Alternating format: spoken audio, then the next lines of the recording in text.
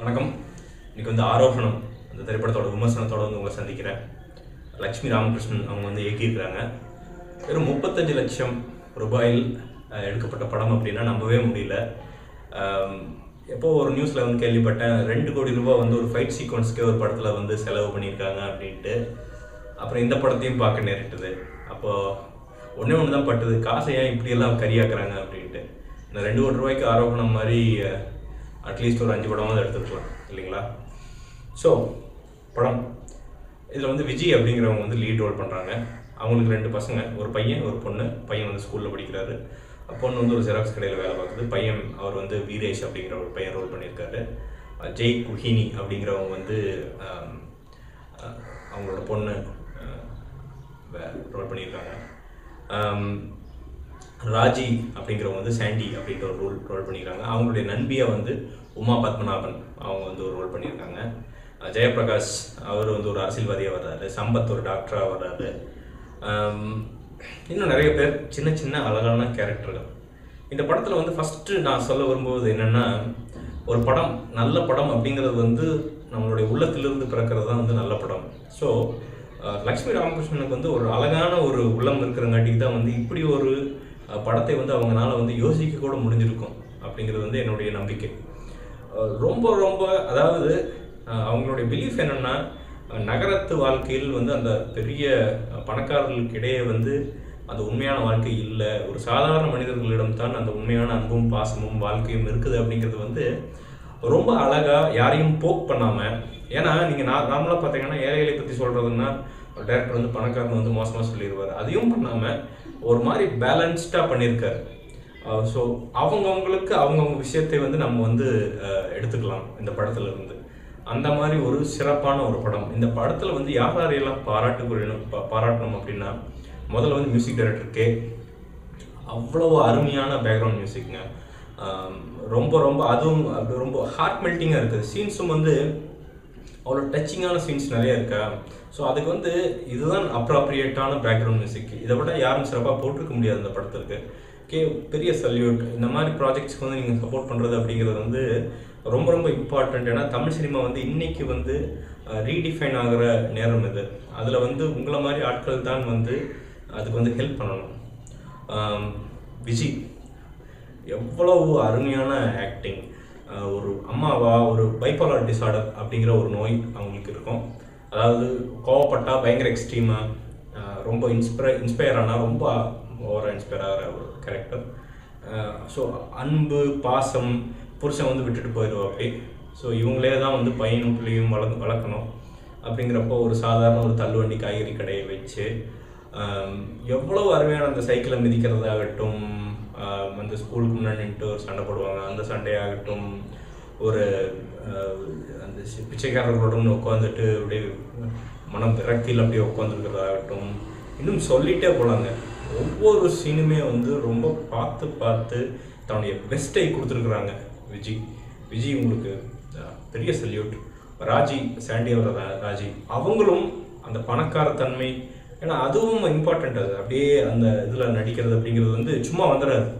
So அதை வந்து ரொம்ப அழகாக பண்ணியிருக்காங்க. உமா பத்மநாபன் அவங்களும் அவங்களுடைய கேரக்டர் சிறப்பாக. இதில் வந்து ஒவ்வொரு கேரக்டரும் ஈவன் 10 செகண்ட் வந்து போகிற கேரக்டருக்கும் அவங்களுடைய விஷயத்தை ரொம்ப அழகாக பண்ணியிருக்காங்க. விருமாண்டியில் கமல் சொன்ன மாதிரி இந்த படத்தில் நடிச்சிருக்கிற மாடு கூட வந்து நடிச்சிருக்கு அப்படின்னு சொல்லுவார்ல, அந்த மாதிரி இந்த படம் ஒவ்வொருத்தரும் அவங்க சிறப்பாக பண்ணியிருக்காங்க. இதில் நான் சொல்லிக்க விரும்புகிறது என்னென்னா, வீரேஷ் அப்படிங்கிறவர் அந்த பையனாக நடிச்சிருக்கிறார். உங்களுக்கு ஒரு பெரிய ஃப்யூச்சர் இருக்குதுங்க, நம்புங்க. யார் சொன்னாலும் வந்து யார் வந்து உனக்கு நீ என்னத்தை பண்ணிட போகிற அப்படின்னு சொன்னாங்கன்னா அதை வந்து நம்பாதீங்க. ஏன்னா உங்களுக்கு அந்த மூஞ்சி இருக்குது, உங்களுக்கு அந்த ஆட்டிடியூட் இருக்குது, என்னோட வைல்டு கெஸ்ஸு. ஸோ இனி வரும் ப்ராஜெக்ட்ஸ் வந்து பெருசாக அக்செப்ட் பண்ணுங்கள். அதாவது ரொம்ப அந்த கமர்ஷியல் அப்படி போய் மாட்டிக்காதீங்க. இது மாதிரி நல்ல ப்ராஜெக்ட்ஸ் இருந்தால் பண்ணி மேலே வாங்க, பெரிய ஆளாக வருவீங்க அப்படிங்கிறது என்னுடைய நம்பிக்கை. ஜெய் குஹினி ரொம்ப சூப்பராக நடிச்சிருக்கிறீங்க. எப்படி சொல்கிறது, அந்த ஜெராக்ஸ் கடை அந்த இதெல்லாம் பண்ணும்போது சாதாரண ஏழை போனால் தான் எங்களுக்கு தெரியுறீங்க, வேறு எதுவுமே எங்களுக்கு தெரியல. நல்ல ஆக்டிங், நல்ல ஃப்யூச்சர் இருக்குது. இதே மாதிரி ப்ராஜெக்ட்ஸை வந்து பண்ணுங்கள். ஜெயபிரகாஷ் நமக்கு தெரியும், அவர் வந்து மாஸ்டர் இதெல்லாம் இந்த ரோல் ப்ளே பண்ணுறதுலாம் ஒரு சாதாரண அரசியல்வாதியாக வர்றாரு. அவ்வளோ அழகாக பேலன்ஸ்டாக நடித்து கொடுத்துட்டு போயிட்டே இருக்காரு. சம்பத்தும் அதே மாதிரி தான், சின்ன கேரக்டர் தான், பட் ஆனால் அவ்வளோ அழகாக நடிச்சிருக்காங்க. இந்த படத்தினுடைய ஹீரோயின் எல்லாமே வந்து விஜய் தான். விஜய் வந்து இந்த படத்தினுடைய ஹார்ட் அப்படிங்கிறது வந்து விஜய் தான். தன் மொத்த வெயிட்டையும் தூக்கி தோளில் வச்சுக்கிட்டு கிட்டத்தட்ட ஒரு 3 டேலண்டட் நடிகர்களுடைய டேலண்ட்டை தனக்குள் வைத்துக்கொண்டு இவ்வளவு சிறப்பாக பண்ணியிருக்காங்க. Vijay hats off. உங்களுக்கு வந்து என்ன சொல்கிறதுன்னு தெரியல. தமிழ் சினிமா வந்து சிலதெல்லாம் நம்பிக்கை இல்லாமல் போகிற இந்த காலகட்டத்தில், கமர்ஷியல் குப்பைகளை வந்து வாரி இறைக்கிற இந்த காலகட்டத்தில் இந்த மாதிரி ஒரு படத்தை இவ்வளோ எஃபோர்ட் எடுத்து நீங்கள் நடித்து கொடுத்தது அப்படிங்கிறது வந்து ஒரு பெரிய விஷயம். இன்றைக்கி வந்து உட்காந்துருந்த எல்லாருமே வந்து மூவ் ஆகிட்டாங்க. கடைசி எந்திரிச்சு கூட போக முடியல அவங்களால. வந்து அவ்வளோ சூப்பராக இருக்குது. எனக்கு பர்சனலாக இந்த படம் எப்படி ரிலேட் ஆச்சுன்னா, நானும் வந்து அப்படி ஒரு கஷ்டப்படுற தாயினால தான் வளர்க்கப்பட்டேன். சின்னதில் எங்களுக்கு பெருசாக காசு கிடையாது, ரொம்ப ரொம்ப கஷ்டப்பட்டோம். ஒரு கையில் குடமும் இன்னொரு கையில் வந்து எண்ணெயும் வச்சுக்கிட்டு தான் எங்கள் அம்மா வளர்த்தாங்க. ஸோ அந்த கஷ்டம் என்ன அப்படிங்கிறது வந்து என்னால் டைரெக்டாக ரிலேட் பண்ண முடியுது. சில சீன்லாம் எனக்கே தெரியாமல் கண்ணீர் வந்துருச்சு. ஏன்னா இன்டென்ஸு அதை வந்து வேணும்னே பண்ணலை. இந்த சீனை வந்து வச்சா அழுதுருவாங்க அப்படின்லாம் பண்ணலை. அந்த கதைக்கு அது தேவைப்பட்டிருக்குது, ஸோ பண்ணியிருக்கிறாங்க. அப்படிங்கிறப்ப வந்து எனக்கு வந்து my heart goes out to, இன்றைக்கி வந்து ஒரு காய்ச்சல்னா கூட வந்து இந்த பணக்கார கிளாஸில் இருக்கிற ஆட்கள் வந்து கார் எடுத்துக்கிட்டு, இங்கெல்லாம் அப்படி தான், எங்கள் ஏரியாலாம் 50 கிலோமீட்டர் போய் உட்காந்து 1000 ரூபா செலவு பண்ணிட்டு வர்ற, ஆஸ்பத்திரிக்கு செலவு பண்ணிட்டு வர அதே நேரத்தில் இன்றைக்கும் பைப்போலர் டிசார்டர் மாதிரி ஒரு சீரியஸான விஷயங்களையும் உள்ளே வைத்துக்கொண்டு ஏழ்மையினால் மருத்துவ செலவு பண்ண முடியாமல் எவ்வளவோ அம்மாக்கள் நிச்சயமாக இருப்பாங்க. ஒரு அட்லீஸ்ட் 1000 அம்மாக்களால் தமிழ்நாட்டில் இருப்பாங்க. அத்தனையும் தாங்கி கொண்டு தன் பிள்ளைகளை நல்லபடியாக வளர்க்கணும் அப்படின்ட்டு எவ்வளவு அம்மாக்கள் நினைப்பாங்க. அந்த அம்மாக்களுக்கெல்லாம் வந்து ஒரு சல்யூட் அடிக்கிற மாதிரி தான் இந்த படம் இருக்குது அப்படிங்கிறது வந்து என்னால் நிச்சயமாக சொல்ல முடியும். சண்முக சுந்தரம் அவர் வந்து இதுக்கு படத்துக்கு வந்து சினிமோட்டோகிராஃபி பண்ணியிருக்காரு. அவ்வளவு அருமையான சினிமோட்டோகிராஃபி. அந்த டோன் வந்து சூப்பரான ஒரு டோன், ரொம்ப யூனிக்காக ஒரு மாதிரி யூனிஃபார்மாக படம் பூரா போகுது. அந்த படத்திற்கு வந்து வலு சேர்க்குது அப்படின்னு சொல்லலாம். அதுவும் ஒரு கேரக்டராக நல்லா பண்ணியிருக்கீங்க சண்முக சுந்தரம். எடிட்டிங் டி கிஷோர், முன்னுக்கு பின் அப்படி போயிட்டு வருது படம். பட் குழப்பற மாதிரிலாம் இல்லை. அது வந்து எடிட்டிங்கோடைய அவருடைய டேலண்ட் அப்படின்னு நினைக்கிறேன். கிஷோர் பின்னி எடுத்திருக்கீங்க, சூப்பரான எடிட்டிங், அழகாக கட்ஸெல்லாம் ரொம்ப ஸ்லீக்கான படம் இது. ரொம்ப போட்டு உங்களை வந்து யோசிக்கவே விடாது. நீங்கள் வந்து 10 நிமிஷத்துக்கு மேலே இந்த படத்தை பற்றி நீங்கள் வந்து உட்காந்துட்டு வேறு எதையும் யோசிக்க முடியாது. அந்தளவுக்கு வந்து உங்கள் படம் வந்து அவ்வளோ தூரம் வந்து உங்களை வந்து இன்ட்ரெஸ்டிங்காக கொண்டு போகுது படம்.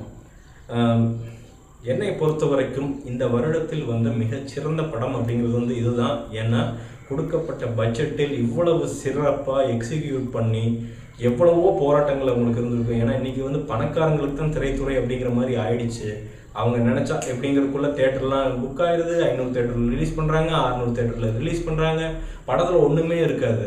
பட் தென் இவங்கள மாதிரி நம்ம நல்ல படம் எடுத்துருக்குறோம், எப்படியாவது கொண்டு போய் சேர்த்துருவோம் அப்படின்ட்டு வந்து நைட்டும் பகலுமாக வேண்டிட்டு உட்காந்துருக்காங்க பார்த்தீங்களா. இவங்கெல்லாம் தான் தமிழ் சினிமாவின் நிஜமான வாரிசுகள். அவங்கெல்லாம் கிடையாது, அவங்கெல்லாம் வெறும் பிஸ்னஸ்மேன். இவங்கெல்லாம் தமிழ் சினிமாவின் நிஜமான வாரிசுகள். ஸோ இவங்கெல்லாம் தான் பெருசாக ஜெயிக்கணும். இந்த படத்தை வந்து நான் விடுற சேலஞ்சு, உங்களுக்கு டைரக்ட் சேலஞ்ச் என்னென்னா, உங்கள் எல்லாத்துக்குமே பார்த்துட்டு இருக்கிற அத்தனை, ஏன்னா எனக்கு வந்து ஒரு ரெஸ்பான்சிபிள் சிட்டிசனாக வந்து நான் வந்து இதை வந்து இந்த படத்துக்கு ஹெல்ப் பண்ணணும் அப்படின்னு நான் நினைக்கிறேன். இந்த படம் யார் நீங்கள் அத்தனை பேரையும் பார்க்க நான் பர்சனலாக ரெக்கமெண்ட் பண்ணுறேன். இந்த படம் நீங்கள் போய் பார்த்து ஒரு 10 நிமிஷத்துக்கு மேலே உங்களுக்கு போர் அடித்தா வந்து என்ன கேளுங்க, I am responsible for that. இந்த படம் போய் பார்த்து உங்களை வந்து நெகிழ வைக்கல அப்படின்னு சொன்னால் வாங்க வந்து கமெண்ட்டில் எழுதுங்க, அதுக்கும் I am totally responsible for that. இந்த படம் பார்த்து உங்கள் சமூக சிந்தனை கொஞ்சம் கூட ஆல்டர் ஆகலை அப்படின்னா வாங்க வந்து கமெண்ட் எழுதுங்க, I am totally responsible for that. ஏன் சொல்கிறேன் அப்படின்னா, நிச்சயமாக இது வந்து யாருக்கும் பிடிக்காம போகாது. ஒரே இவ்வளோண்டு ஒரு 5% .01 அப்படி சொல்லிக்கலாம், வல்காரிட்டி கிடையாது. ஒரு அப்படியே சொல்கிறது உணர்ச்சி பிளம்பை ஒரு 2 மணி நேரம் சேர்த்து உருவாக்கி இருக்கிற ஒரு கதை இது. இது வந்து உங்களுக்கு எந்த விதத்துலையும் எப்படியும் டிசப்பாயிண்ட் பண்ணாது உங்களைய. So it is your duty, ஒரு தமிழ் சினிமா ஃபேன் அப்படின்னா it is your duty to go watch this film. ஏன்னா அவங்க அத்தனை பேரும் உங்களை நம்பித்தான் இந்த படத்தை வெளியிட்டிருக்கிறாங்க, வேற யாரை நம்பியும் இல்லை. ரொம்ப கொஞ்சம் காசுடைய பெரிய மனது படைத்தவர்கள் இவங்க எல்லாம். இவங்களை சப்போர்ட் பண்ணுறது உங்கள் ஒவ்வொருத்தருடைய கடமை. போய் பாருங்கள், பார்த்துட்டு வந்து கமெண்ட் எழுதுங்க, பிடிக்கலன்னா சொல்லுங்கள், அது நான் பொறுப்பேற்றுக்கிறேன் அப்படிங்கிறது தான். இந்த படத்திற்கு என்னுடைய மார்க் அப்படிங்கிறது வந்து நிச்சயமாக 5க்கு 4 தருவாங்க.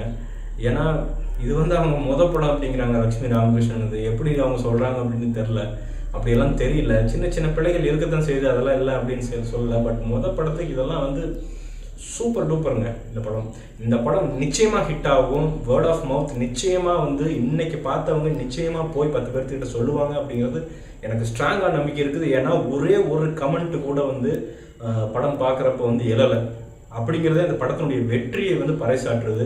இன்ஃபேக்ட் படம் முடிஞ்சதுக்கப்புறம் கூட பைபாலர் டிசார்டரில் யாரெல்லாம் வந்து பாதிக்கப்பட்டிருந்தாங்க, எப்படி இருந்தாங்க அப்படின்னு போகிற வரைக்கும் எல்லாரும் உட்காந்து பார்க்குறாங்கன்னா அந்த படம் அவ்வளவு தூரம் உங்களை பாதிச்சிருக்குது. ஸோ ப்ளீஸ் போய் இந்த படத்தை போய் திரையரங்குகளில் உங்கள் குடும்பத்துடன் போய் நிச்சயமாக தாய்மார்கள் மறக்காமல் போய் பாருங்கள். நிச்சயமாக வந்து அது உங்களுக்கு வந்து ரிலேட் பண்ணும். நீங்கள் பட்ட கஷ்டங்களை உங்களுக்கு ஞாபகப்படுத்தும்.